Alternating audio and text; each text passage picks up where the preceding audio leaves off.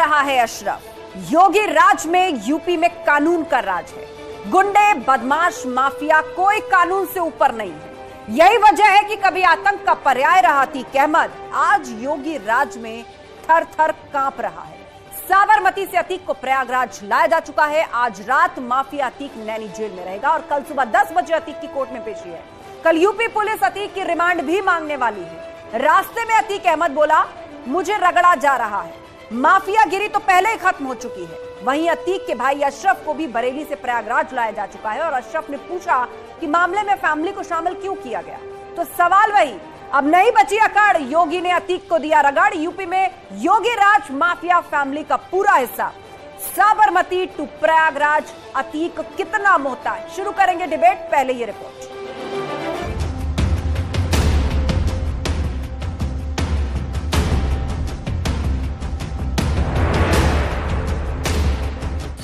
क्यों खौफ में अतीक, थर थर कांप रहा अशरफ। भैया मैं बर्बाद हो गया हूँ, बिल्कुल मिल गया हूँ। अरे आप लोग हो तो काहे डर लगे। ये तो आप खुद बताइए ना, ये तो आपको खुद कहना चाहिए कि बच्चों को, औरतों को, जवान बेटियों को मुलजिम बनाया जा रहा है। यूपी में योगी राज माफिया का होगा पूरा हिसाब।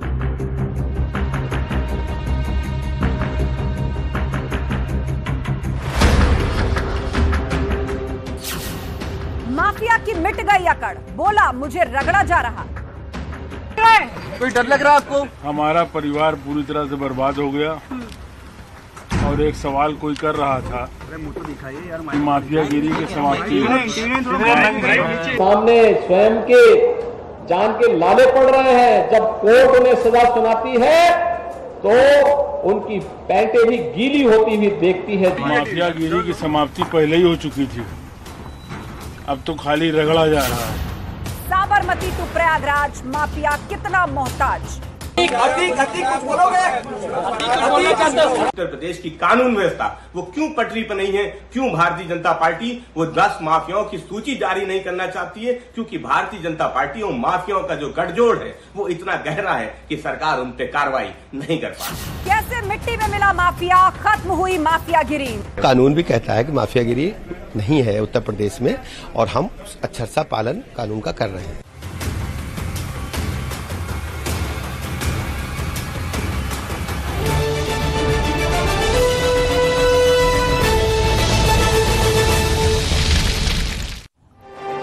और हम महाबहस के सवाल लेके करके आपको वो सवाल दिखाते हैं जो आज चर्चा के दौरान हम पूछने जा रहे हैं महाबहस में। सवाल नंबर 1, क्या डॉन की माफियागिरी मिट्टी में मिल गई है, जो अब वो खुद ही कहने लगा है। सवाल नंबर 2, क्या अतीक को हो रहा है अपने किए पर पछतावा। सवाल नंबर 3, क्या अतीक अहमद अब नैनी जेल में ही शिफ्ट हो जाएगा, क्योंकि यूपी पुलिस उसकी रिमांड मांगने वाली है और अगर पूछताछ के बाद गिरफ्तारी होती है तो ये कयास लगाया जा रहा है कि क्या अब नैनी जेल में ही वो शिफ्ट हो जाएगा। और चर्चा के लिए पूरा गेस्ट पैनल हमारे साथ जुड़ चुका है।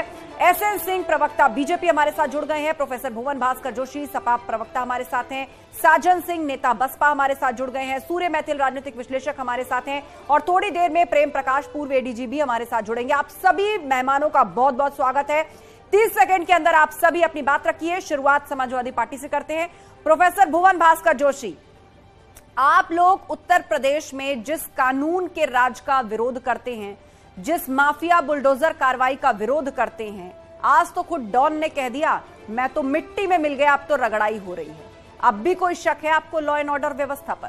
30 सेकंड। देखिए, आप पूरे प्रदेश ने देखा है कि ये जो घटना हुई है, उमेश पाल की जो हत्या हुई है, वो किस सरकार के अधीन हुई है, जब उनकी सरकार चल रही है भारतीय जनता पार्टी की। और ये भी देखा गया है कि इसके तार जोड़े गए गुजरात से। तो हम जानना चाहते हैं कि वहां पर किसकी सरकार चल रही है, गुजरात में किसकी चल रही है, उत्तर प्रदेश में चल रही है। और मैं आपको बताना चाहता हूं, आज ये ढोल पीटने का जो प्रयास कर रहे हैं, तो हमने देखा कि आज जो वहां पर स्थिति है, दिन दहाड़े हत्या हो रही है। ठीक है, आज ठीक है, 30 सेकंड पूरे, 30 सेकंड पूरे। हालांकि जो सवाल मैंने पूछा उसका जवाब अभी तक नहीं आया है। लौटेंगे आपके पास। साजन सिंह, खुद अतीक अहमद कह रहा है आज घुटनों के बल बैठा हुआ था उस ट्रक और उस गाड़ी के अंदर जिसके अंदर उसको ढोकर के लाया जा रहा था।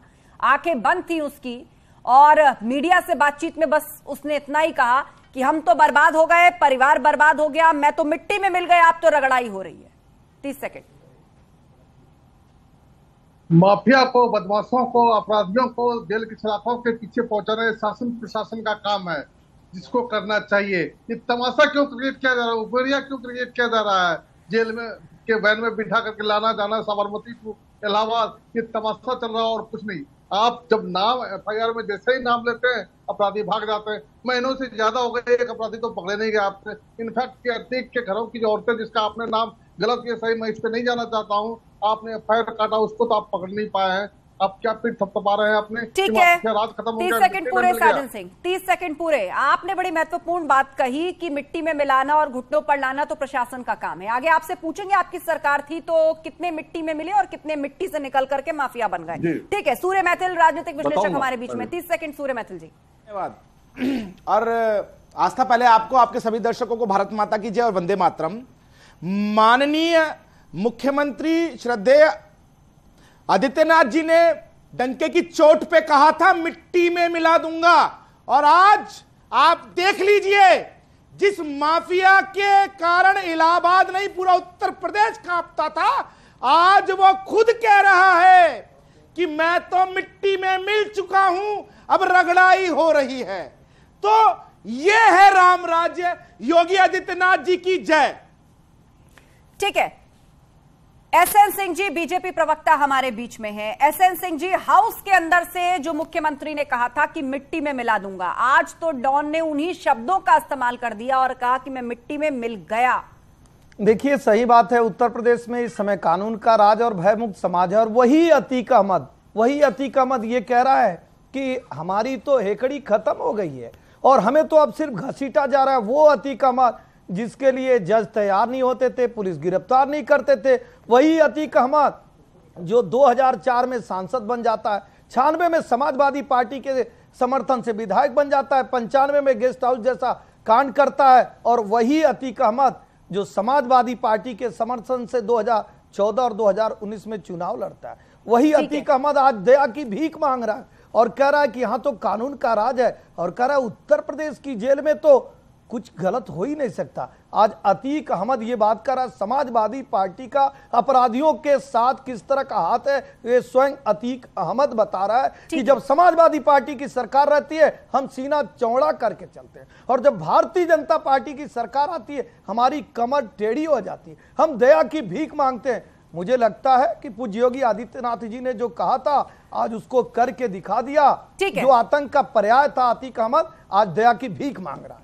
ठीक है, प्रोफेसर भुवन भास्कर जोशी, अब इससे बड़ा क्या सबूत चाहिए आपको? अतीक अहमद जिसे साबरमती जेल से लाया जा रहा है प्रयागराज, झांसी वो जगह जहां पर उसका कभी बहुत बड़ा प्रभाव था, उसका टेरर फैला हुआ था, लोग थर थर कांपते थे। उस जगह पर जब पहुंचा तो आपने भी सुना होगा, सबने मीडिया रिपोर्ट्स देखी होंगी कि वहां के एक एसआई ने कहा माननीय अतीक जी आ गए।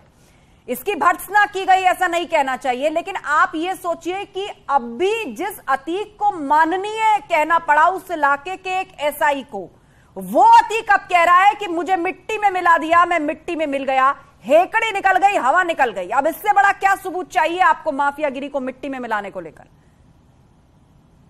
देखिए, हम अतीक पे क्या कार्रवाई हो विधि सम्मत, ये कानून का विषय है। हमारे को जो विषय नहीं तो विधि संगत कार्रवाई तब क्यों नहीं हुई जब आपकी सरकार थी या बहुजन समाज पार्टी की सरकार थी? राजू पाल किसके नेता थे? 2017-19 में किसके समर्थन से अतीक चुनाव लड़ा था? इन सब सवालों के जवाब दीजिए। मैं सारे सवालों का जवाब देता हूं।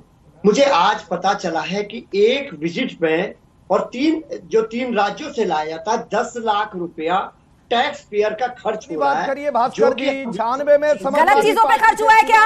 किसी इवेंट पे खर्च हुआ है? 2004 में हीरो हीरोइनों के परफॉर्मेंस पे खर्च हुआ है क्या? 17-19 में चुनाव एक अपराधी जिसे उम्र कैद की सजा हुई है, कुछ और मर्डर के मामलों में वो आरोपी है, उसे साबरमती जेल से उत्तर प्रदेश लाया जाता है सुनवाई के लिए, और आप कह रहे हैं कि टैक्स पेयर के मनी से हो रहा है। ये क्या गलत हो रहा है इसमें? क्या होना चाहिए टैक्स पेयर के मनी से? बॉलीवुड सितारों के फंक्शन, सैफई का डांस चाहिए टैक्स पेयर की मनी से, वो टैक्स पेयर मनी ठीक है। लंदन से बग्गी मंगानी चाहिए टैक्स पेयर की मनी से। बॉलीवुड वो की टैक्स पेयर मनी ठीक है, चाहिए टैक्स पेयर की मनी से। मैं आपको जवाब आस्था जी एसएस सिंह जी एक मिनट जवाब देने दीजिए। आस्था जी तर्कसंगत बात करिए भुवन जोशी जी। मैं आपको बताना चाहता हूं, उसमें वीडियो कॉन्फ्रेंस के द्वारा भी हो सकता था। 10 लाख टैक्स पेयर का हो रहा है। और मैं आपको बताना चाहता हूं, सीजीएम कह रहा है कि कोर्ट में उसको पेशी करिए, पुलिस रिमांड चाह रही है, पुलिस जांच, ये कॉल न्यायालय लेगा, ये कॉल 2000 जज लेंगे, ऑनरेबल जज लेंगे ये कॉल। फिजिकली पेश करना है कि वीडियो कॉन्फ्रेंसिंग करना है, ये सब कुछ न्यायालय के माध्यम से ही तय होता है। इसमें राजनीति मत घुसाइए। समय हो चुका है, अपराधी खुलेआम घूम रहे हैं। ये इसको दिखाने के बदले आप पीठ थपथपाने की चाहती है। हम पीठ थपथपाए, किस बात का पीठ थपथपाए? योगी सरकार में हत्या हो जाती है, वहां बीजेपी की सरकार है। उत्तर प्रदेश में गुजरात से कहते हैं हत्या का प्लान बना, वहां बीजेपी की सरकार है। भुवन जी याद दिलाना चाहूंगा, आस्था जी इनकी सरकार रहती है, मऊ में धारा 144 कह रही है कि व्यर्थी पीठ थपथपाई जा रही है, ये तो काम है सरकार दोस्त थे। ठीक है भुवन जोशी जी जवाब ले लीजिए। एसएस सिंह पूछ रहे हैं, आपने सवाल उठाया गुजरात यूपी दोनों में भाजपा की सरकार है, इसका जवाब ले लीजिए। एसएस सिंह जी हाँ सभा पूछ रही है क्यों पीठ थपथपा रहे, तो काम ही है सरकारों का।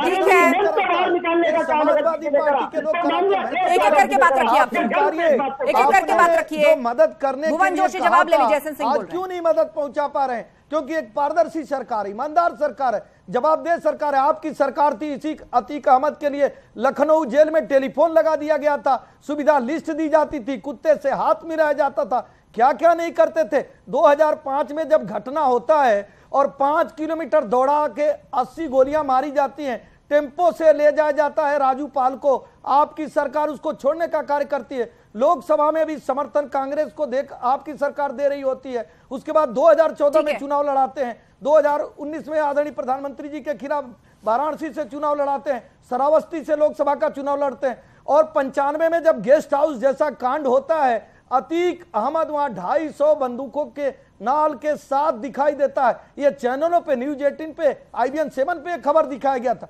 ऐसे अतीक अहमद जो आपके मित्र थे, जिनको संरक्षण करके पाल पोस कर आपने एक बड़ा नाग बनाया, आज उनके साथ खड़ा होने में आपको भय लग रहा। आप समर्थन दीजिए और मानिए कि आप लोग उनका समर्थन करते थे और चुनाव में उनकी मदद लेते थे। ठीक है, हमारे साथ प्रेम प्रकाश जी जुड़ गए हैं, पूर्व एडी जी। प्रेम प्रकाश जी, इस तरह के जो माफिया हैं या जो अपराधी इस तरह के लोग हैं, वो बहुत शातिर होते हैं, वो कानूनी दावपेच भी समझते हैं, उनकी आड़ में बचना भी जानते हैं, जैसे अभी तक अतीक करता आया है। और आप जानते हैं दशकों बाद किसी मामले में जाकर सजा हुई है। कितने मामलों में वो आरोपी था, गवाहों को डरा धमका कर बच जाता था, कोर्ट कानूनी दांवपेच को कैसे मोल्ड करके बचे रहना है, बाहर घूमते रहना है, उसके तरीके भी जानता था, और आज भी उससे गुरेज नहीं करता। आज वो अतीक अहमद कहता है कि मैं मिट्टी में मिल गया, मेरी रगड़ाई हो रही है। अब भी ये कहना गलत है कि कानून का शासन चल रहा है, इकबाल बुलंद है। जी हाँ, मुझे सुन पा रहे हैं क्या? जी जी हाँ, अतीक ने जिस तरह से अपना गैंग बनाया, उसका जो राजनीतिक कनेक्शंस रहे, उससे हमेशा उसे कहीं ना कहीं बीच में, जब भी वो ताकतवर महसूस करता था, जब भी उसको इलेक्शन का मौका मिलता, कोई ना कोई पार्टी उसको सपोर्ट कर देती थी। और अभी भी उसका हमेशा ये कोशिश रहती थी कि वो किसी ना किसी पार्टी से कनेक्टेड रहे। तब ऐसी हालत में जो अपराधी है वो और भी ज्यादा मजबूत हो जाता है जब उसको राजनीतिक संरक्षण मिलने लगता है। और जिस प्रकार से उसने ये वारदात की थी, चाहे वो राजू पाल की हत्या रही हो, चाहे अभी उमेश पाल की हत्या में उसके नाम आया है, ये सभी उसके जो कृत्य हैं दर्शाते हैं कि कितना बड़ा गैंग है इसका। जो एक्टिव मेंबर्स हैं, लगातार उन पर कार्रवाई भी होती रही, लेकिन उसके बाद भी नए नए मेंबर्स को जोड़े रखना, और इसके साथ ही पूरा परिवार इनका क्रिमिनल। इसमें आपने देखा होगा कि अशरफ वो एक्टिव क्रिमिनल, पहले इनके जो बेटे थे उसके लिए काफी लगातार इनके द्वारा पैरवी की गई कि हमारे बेटे क्रिमिनल नहीं है, हमें बख्शा जाए। इनकी पत्नी के द्वारा लगातार प्रशासन को यह आश्वस्त किया जाता था कि इनके द्वारा कोई कार्रवाई नहीं होगी, लेकिन जिस तरीके से इन्होंने बिल्कुल, और अब देखिए ये जो पूरी माफिया फैमिली है, किसका क्या रोल रहा है, वो सब कुछ धीरे धीरे उजागर हो रहा है, परत हट रही है। उमेश पाल मर्डर केस हो या फिर पूर्व में हुए कृत्य हो, उसमें धीरे धीरे किसकी क्या भूमिका रही, कौन किससे कनेक्टेड रहा, किसने मदद की, सबके नाम सामने आ रहे हैं। ठीक है, आप हमारे साथ बने रहेंगे। सूर्य मैथिल हमारे साथ है। सूर्य मैथिल, विपक्ष इस बात को मानने को तैयार ही नहीं है। उसका कहना है कि ये तो शासन प्रशासन सरकारों का काम है, इसको क्यों हाईलाइट किया जा रहा है, क्यों पीठ थपथपाई जा रही है? धन्यवाद आस्था। और अभी बोल रहे थे कि अपराधी खुले घूम रहे हैं उत्तर प्रदेश में, या तो भुवन भास्कर जोशी जी के चश्मे का नंबर बढ़ गया है या ये सच को स्वीकार करना नहीं चाहते। मैं एक नाम और लेना चाहता हूं। 18 साल से जो व्यक्ति पुलिस फाइलों में फरार था, 1 लाख रुपए से ज्यादा का उसके ऊपर इनामी राशि थी और वो खुद आके सरेंडर कर रहा है, उसका नाम है अब्दुल कवी, जो साइलेंट किलर था, साइलेंट शूटर था अतीक अहमद का। और इनको तो दर्द होगा ही, मैं देख रहा था इनके चेहरे पे कितना दर्द है, दर्द फूट फूट के निकल रहा है। अतीक अहमद को जब जेल ले जा रहे हैं तो भैया जिन्होंने पाला हो, जिन्होंने पेड़ लगाया हो अपराध का, अगर वो कट रहा है तो दर्द तो होगा। इन्होंने ही तो ये अपराध की फसल बोई थी। एक जिले में एक अपराधी, हर जिले के अंदर माफिया पैदा करने का काम समाजवादी पार्टी ने किया। दर्द जो है ना वो चेहरे पे दिख रहा है। और रही बात बसपा के नेता कहना, साजन सिंह आ रहे हैं आपकी सरकार। भुवन जी एक बार उसका काउंटर जवाब देना चाहते हैं। खुलेआम गोली मारी गई थी, आप तब हाथों में चूड़ियां पहन के क्यों बैठे थे? ये बताइए। 1 महीने से समय हो गया और इनके हाथ दर्द पूरा उत्तर प्रदेश और देश देख रहा है। ओहो कितना दर्द। आस्था जी देखिए कितना दर्द हो रहा है समाजवादी पार्टी के किसानों की हत्या कर देता है, अपनी धार की धार काम करता है। ये कैसी सरकार ये चल रही है? मैं आपसे पूछना चाहता हूँ, ऐसी चल रही है कि देखिए किस प्रकार से माफिया बोल रहा है। जिस माफिया के चिट्टे से अखिलेश यादव बात मिलाते थे, आज वो बोल रहा है मैं तो मिट्टी में मिल गया हूँ भैया, अब रगड़ा ही बाकी है। मुझे रोकना पड़ेगा। एक मिनट नहीं देखिए, इस तरह एक वक्त में आप दोनों मत बोलिए, एक वक्त में दोनों मत बोलिए। सूर्य मैथिल जी जवाब सुन लीजिए एक बार। भुवन भास्कर जी का क्या कहना चाहते हैं, जवाब सुन लीजिए। हाँ बोलिए। और मैं बताना चाहता हूँ, 1 महीने से अपराधी घूम रहे हैं। कहाँ इनकी सरकार जो उनको पकड़ के नहीं ला पा रही? कौन से अपराधी घूम रहे हैं, किनकी आप बात कर रहे हैं? देखिए तथ्य के साथ बात करिए। चुनावी भाषण की तरह कोई काउंटर आर्ग्यूमेंट नहीं होना चाहिए। ये हो रहा है, वो हो रहा है, वो घूम रहे हैं, किस केस की बात कर रहे हैं आप? अतीक पर कुछ नहीं बोल पा रहे, एक जवाब नहीं दे पा रहे आप। अंजाम दिया। आप उस बात को मानने के लिए तैयार नहीं है जिसके लिए माफिया खुद हताश होकर कह रहा है, घुटनों के बल बैठकर कह रहा है मैं मिट्टी में मिल गया। आप उसको भी स्वीकारने को तैयार नहीं। बड़े हास्यास्पद स्थिति है भुवन भास्कर जी। 1 महीने से अपराधी घटना घटी है, वो खुलेआम घूम रहे हैं। ये सरकार के फेलियर पर यहाँ पर हम ताली बजाए। एसएन सिंह जी, आप उसको छुपाने का कार्य कर रहे होंगे। 2 लोगों को देखिए, 2 लोग गिरफ्तार हो गए और 2 लोग मिट्टी में मिल गए, इनकाउंटर में मारे गए। और 2 जो मुख्य अभियुक्त हैं उनको तो ले आया जा रहा है बार बार। दोनों भाई उसमें मुख्य अभियुक्त है। मुझे लग रहा है अगर आप शरण दिए हैं तो आप बाहर ले आ दीजिए, क्योंकि उत्तर प्रदेश में एक ऐसी सरकार चल रही है कि वो पताल से भी ढूंढ के ले आएगी, छोड़ने का कार्य नहीं करेगी। और मैं कह रहा हूँ कुछ सरकारें होती थी जो वाराणसी में विस्फोट को कराता था, कानपुर में, रामपुर में भाईचारे के नाम पे उसको छोड़ दिया करती थी। उत्तर प्रदेश में ऐसी पारदर्शी सरकार चल रही है, ऐसी सरकार चल रही है जो अपराधियों को धर्म जाति वर्ग देखकर कार्य नहीं करती। हमारे लिए अपराधी सिर्फ अपराधी है और हम उसका कमर तोड़ने का कार्य करते हैं, चाहे वो मुख्तार अंसारी हो, चाहे वो कुंतु सिंह हो, चाहे वो स्वयं कोई भी क्यों ना हो। हमारे लिए ठीक है भुवन जी, एसएन सिंह जी शांत हो जाइए। भुवन जी, अब तो अतीक को दोषी कोर्ट ने ही कह दिया है, अब तो अतीक को दोषी कोर्ट ने ही कह दिया है एक मामले में। दूसरे मामले में कल पेशी है सुबह 10 बजे। हमारे साथ साजन सिंह भी है, नेता बसपा, वो भी कुछ कहना चाह रहे थे। लेकिन उससे पहले मेरा सवाल, क्योंकि आपने इस बात को बड़ी पुरजोर तरीके से कहा था कि मिट्टी में मिलाना तो काम है सरकारों का। आप बताइए, आपने भी सरकार चलाई है और गेस्ट हाउस कांड उसको तो पूरा देश जानता है और ये भी जानता है उसके पीछे किसका हाथ था, किसकी मदद थी। आपकी सरकार रही उसके बाद, वो हमारा एमएलए था। हाँ, और ये बात तब आपने मिट्टी में क्यों नहीं मिला दिया? जब राजू पाल की हत्या हुई, जिसका नाम लगा था, वो फूलपुर से एक समाजवादी पार्टी का सांसद भी था।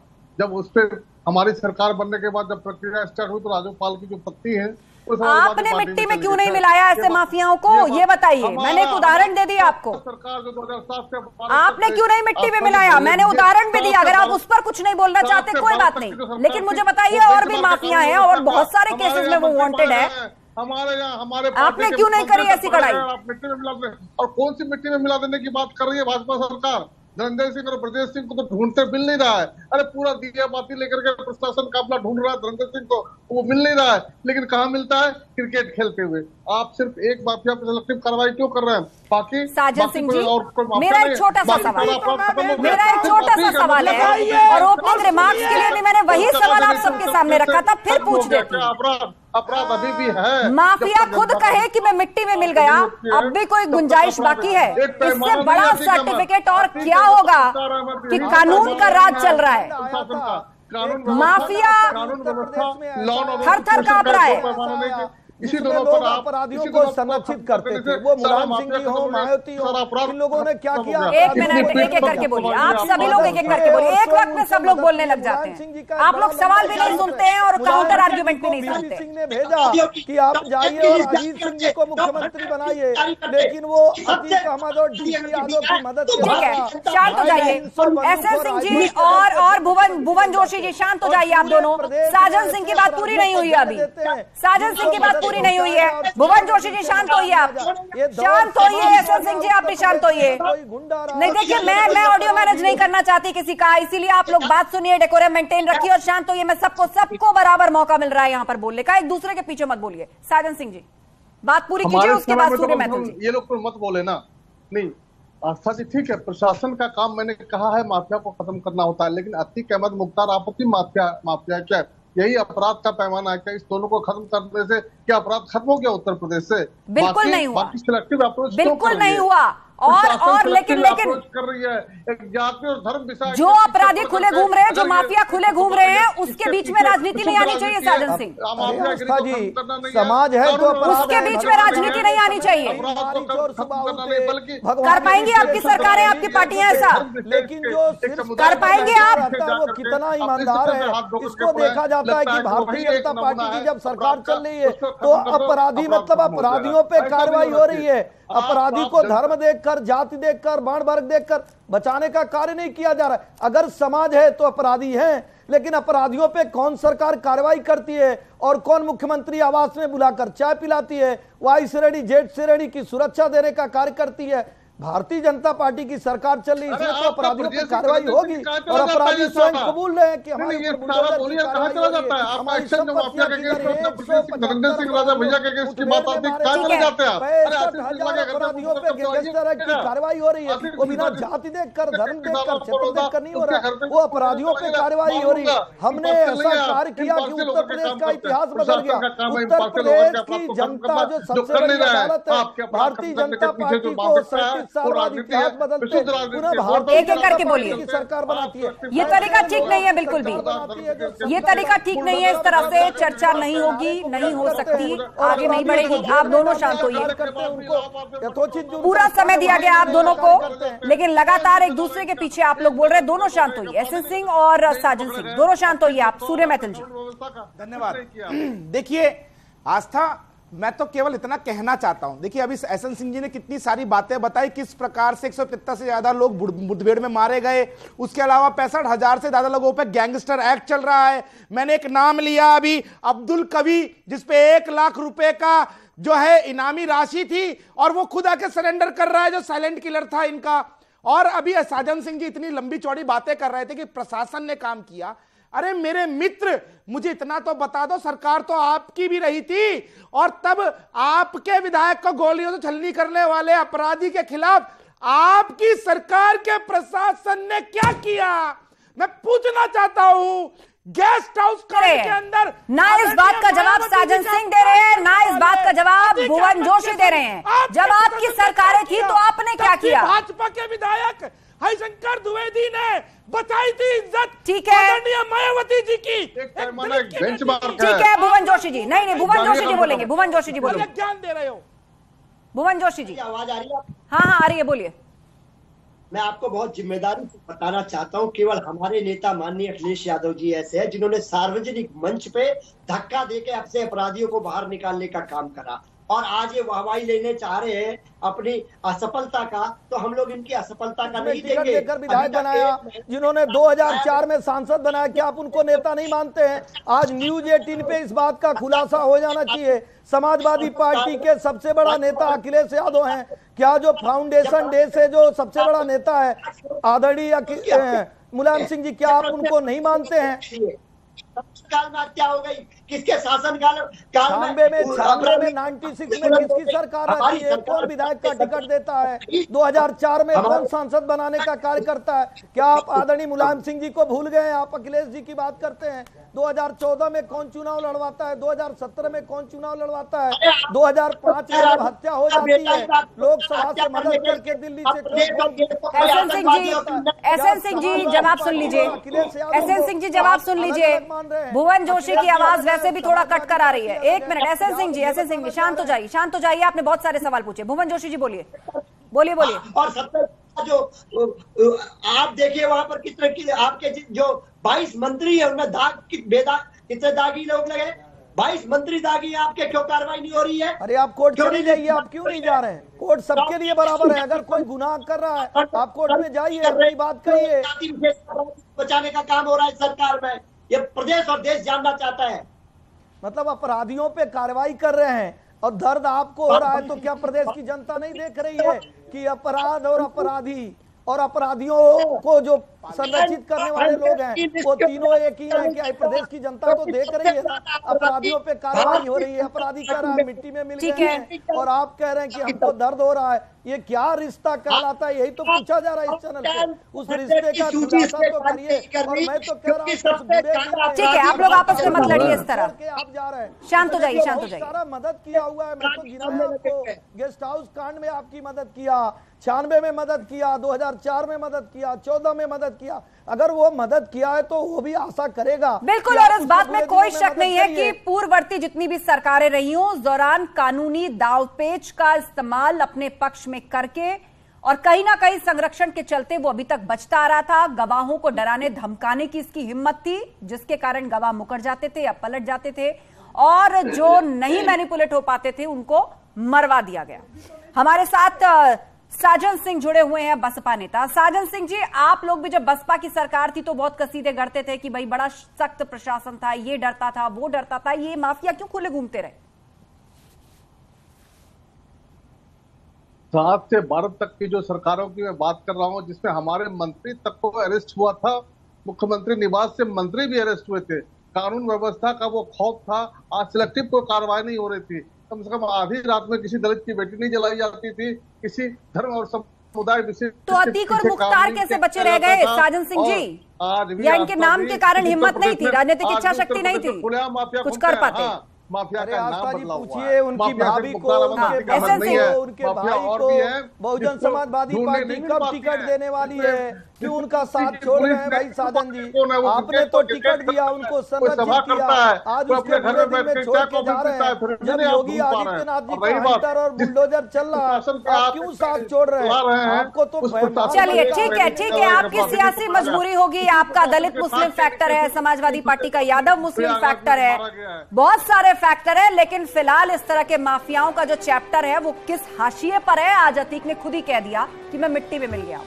आप सभी मेहमानों का बहुत बहुत शुक्रिया इस चर्चा में शामिल होने के लिए। तो जो बात उत्तर प्रदेश के विधानसभा के अंदर से मुख्यमंत्री योगी आदित्यनाथ ने कही थी कि माफियाओं को मिट्टी में मिला देंगे, आज उसकी तस्दीक खुद अतीक अहमद ने कर दी। चेहरे पर मजबूरी लिए, आवाज में कंपन लिए, घुटनों के बल वज्रवाहन के अंदर बैठा हुआ अतीक आज न्यूज 18 से कह रहा था कि मैं मिट्टी में मिल गया हूं, मेरा परिवार बर्बाद हो गया है और अब मेरी रगड़ाई हो रही है। वो अतीक अहमद अब प्रयागराज की नैनी सेंट्रल जेल पहुंच चुका है। कल सुबह 10 बजे सुनवाई है और इस बार यूपी पुलिस रिमांड लेने की तैयारी कर रही है।